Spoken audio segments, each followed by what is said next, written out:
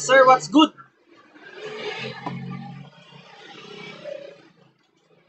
Sir? Sir, yes, sir. Wait. Sige po. Mipirisin. Apo. Para saan ba yan? Pang pigsa. May mata na? Oo, may mata na. Pero parang dumugo naman na. Parang naano na yata yung mata. Pag ano na, ilabas niya lahat ng nana tapos ipapahid po ito. Papahid yan. Opo. Antibacterial po siya pang pahid. Kukuha po, sir. Tingin yung tura. Sige po. Ganito po siya, sir. Okay. Tingin siya. Opo. 3 times a day na lang siya, sir. Tapos kailangan i-drain pa rin yung pigsa. So, pag kailangan ma-drain siya, yung dugo na talaga yung lumalabas, tapos tsaka niya siya ipapahid. Ay, papahid yan. Opo.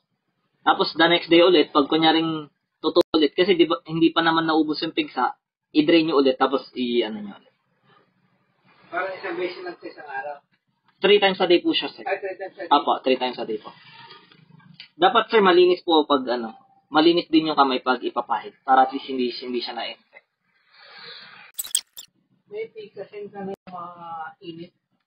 Yes, sir, meron. Kaya ito yung stream ba yan? Apo. Meron maliit. Meron, sir? Wait lang po. Isupot ko na lang, sir. Wait. Ay, tingin. Ito, sir. Hindi yung ganito. Ito yung extreme. Yan yung pinakamainit. Ha? Yan yung pinakamainit, sir. Ay, ito naman pinakamainit. Apo, extreme po. Ay, mas mainit ito kaysa yung green. Opo, kaysa yung green po. Yan na lang. Ito na lang, sir. Napahid ko dito. Bago matulog. Mas masarap ng tulog, sir. Kasi pagod Sa kaka-drive. Sige, sir. Iangat mo din pag natutulog ka. Wait lang, sir, yung sukli mo. ay, kailangan mas magandang makaangat. Opo, lalo na pag nag-drive ka buong araw, kahit yung pillow mo, lagyan mo ng pillow sa ilalim ng paa, tapos dun may tapak. Para at least yung blood flow ng dugo, babalik siya. Ay, nandito dapat. Hindi, sir. Nandiyan sa may, dyan po. Para, Para, nakaangat ng konti. Opo. Para bumalik yung dugo sa heart, para hindi mahirapan. Okay. Wait lang, sir, ha? Okay. Ito po, sir. Thank you. Thank you, sir. Ingat po.